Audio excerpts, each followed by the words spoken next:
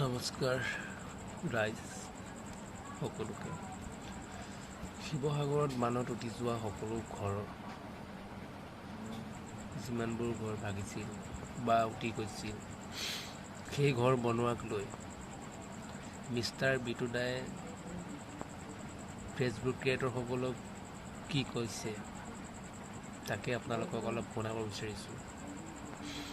আপোনালোকে ভিডিঅ'টো অকণমান কমপ্লিট চাই, আৰু যিসকল ফেচবুক ক্ৰিয়েটৰ আছে তেওঁসকলে বুজি পায়, সেইকাৰণে ভিডিঅ'টো মই বনাইছোঁ আৰু আপোনালোকে চাব।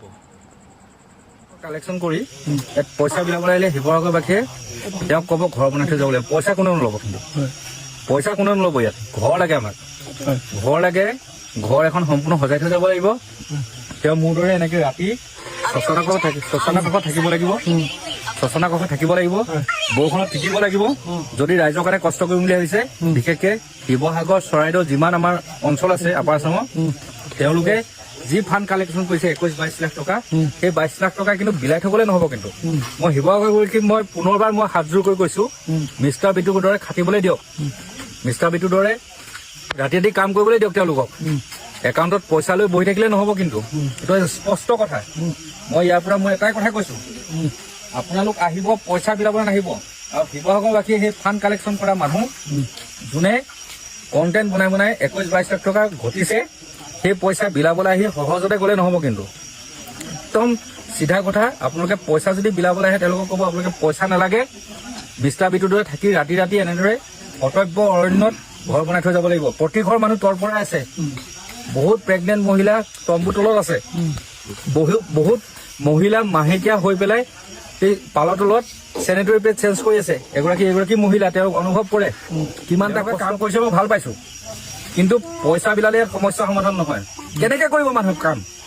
কোনোবা পালৰ তলত আছে, তেওঁলোকৰ পালৰ তলত থকা বস্তুখিনি চম্ভালিবনে, মিস্ত্ৰী বিচাৰিবনে, টিং কিনিবনে, বাঁহ কিনিবনে, কি কিনিব তেওঁলোকে, কি কৰিব তেওঁলোকে? ইয়াত মই সমস্যা মই দেখিছো। ল'ৰা ছোৱালী কোলাত লৈ তেওঁলোকে কি টিং কিনিবলৈ যাব? ল'ৰা ছোৱালী কোলাত লৈ তেওঁলোকে বাঁহ কিনিবলৈ যাব? হা, আপোনালোকে কৈ আছে যে মই 21-22 লাখ টকা কালেকশ্যন কৰি যিখিনি বিলাবলৈ গৈ আছো, শিৱসাগৰ চৰাইদেউ নাজিৰাত বিলাবলৈ গৈ আছো, তেনেকে কথা ক'লে নহব। কিন্তু ৰাতি 11-12 বজাত সেইসকল গুৱাহাটীৰ পৰা আহিছে, কিয় কৰিব আহিছে, মানুহ ভাত দিবলৈ আহিছে আমাক। আপোনালোকক ছাপৰ্ট কৰিব। আপোনালোকে মোৰ দৰে থাকি ইয়াত এমাহ এবছৰ থাকি হলেও সেই 21-22 লাখ টকা ঘৰ বনাই থৈ যাব লাগিব। একদম এইটো মোৰ বৃহৎ প্ৰত্যাহ্বান জনাইছো সেইসকল কণ্টেণ্ট ক্ৰিয়েটৰৰ কাৰণে যিসকলে ফাণ্ডিং কালেকশ্যন কৰিছে। একদম এইটো মিষ্টাৰ বিটুৰ ফালৰ পৰা মই শিৱসাগৰবাসী, চৰাইদেউবাসী, নাজিৰাবাসীক অনুৰোধ জনাইছো, যিসকলে ফাণ্ডিং কালেকশ্যন কৰি আপোনালোকক পইচা বিলাম বুলি কৈছে, তেওঁলোক যদি আহে তেওঁলোকক আপোনালোকে ৰাখি থব, ঘৰ বনাই থৈ যাব লাগিব। স্পষ্ট কথা। একাউণ্টত যোনে যোনে তেওঁলোকক পইচা দিছে, মোৰ দৰে কাম কৰিব লাগিব, ৰাতি ৰাতি কাম কৰিব লাগিব, বৰষুণৰ তিতি কাম কৰিব লাগিব, কষ্ট কৰিব লাগিব, ৰাতি 2-3টা বজালৈকে টোপনি ক্ষতি কৰিব। তেতিয়াহে গম পাম যে আপোনালোকে মানৱীয়তা যাত্ৰা কৰিছে। নাটক নচলিব, চিধা কথা। ধন্যবাদ।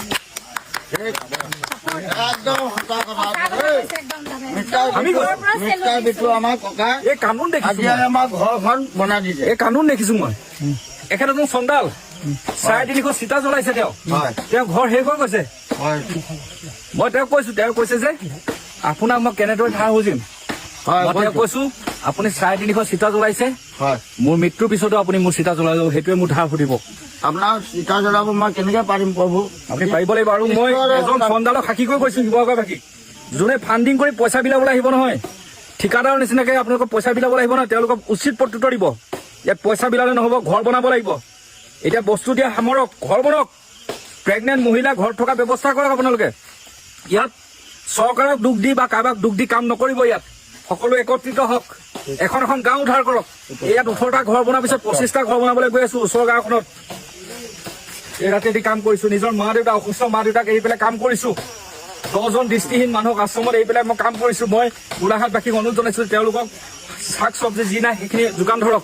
ভাবি চাওক, মিষ্টাৰ বিটুৱে 10-11জন দৃষ্টিহীন মানুহক অকলে এৰি পেলাই এটা 22-23 বছৰীয়া বা তেনেকে 2-3জন মানুহক দি পেলাই দায়িত্ব দি ইয়াত কাম কৰিছে। তেতিয়াহ'লে আপোনালোকে 20-21 লাখ 22 লাখ মিষ্টাৰ বিটু নহাৰ আগত কালেকশ্যন কৰিছে, আৰু সেই পইচাই আপোনালোকে ঘৰ বনাব লাগিব। ইয়াত কিন্তু পইচা বিলাবলৈ আহিব, তাত উজনি অসমবাসীয়ে কিন্তু আপোনালোকক উচিত প্ৰত্যুত্তৰ দিব। দাইল, চাউল, পিঁয়াজ, মিঠাতেল, পানী এইবিলাক বন্ধ কৰক। মই জানো ইয়াত অজস্ৰ বস্তু গোট খাই গৈছে। এতিয়া ঘৰ লাগে আমাক, ঘৰ লাগে, ফেন লাগে, বিচনা লাগে, টিংপাত লাগে, বাঁহ লাগে, সেইবিলাক কালেকশ্যন কৰক। আৰু মই গেৰাণ্টি দি কৈছো, আপোনালোকে যদি মোৰ দৰে ৰাতি ৰাতি থাকি ঘৰ বনায়, তেতিয়াহ'লে ইয়াৰ প্ৰত্যেকজন মানুহে আপোনালোকক ছাপোৰ্ট কৰিব। একদম এই ভিডিঅ'টো আপোনালোকে শ্বেয়াৰ কৰক। এই 21-22 লাখ টকা হাতত সাৱট দি পেলাই হিচাপ বেংকত হিচাপ দি থাকিলে নহ'ব, হিচাপ ইয়াত ঘৰ বনাই দিয়ক। হিচাপ ইয়াত কেইখন গাঁও উঠাইছে তাৰ হিচাপ দিয়ক আপোনালোকে। এইবিলাক ভেকু ভাওনা কৰি নাথাকিব। বিশেষকে মই শিৱসাগৰক বা চৰাইদেউ বা নাজিৰাত যিমান বানপীড়িত অঞ্চলৰ মানুহক মই জীৱন দিবলৈ সাজু আছো। আপোনালোকৰ জীৱন দি দেখাওক, তেতিয়াহে কম মানৱীয়তা যাত্ৰা আপোনালোকে কৰিছে বুলি। স্পষ্ট কথা। জয় জুবিন দা। আৰু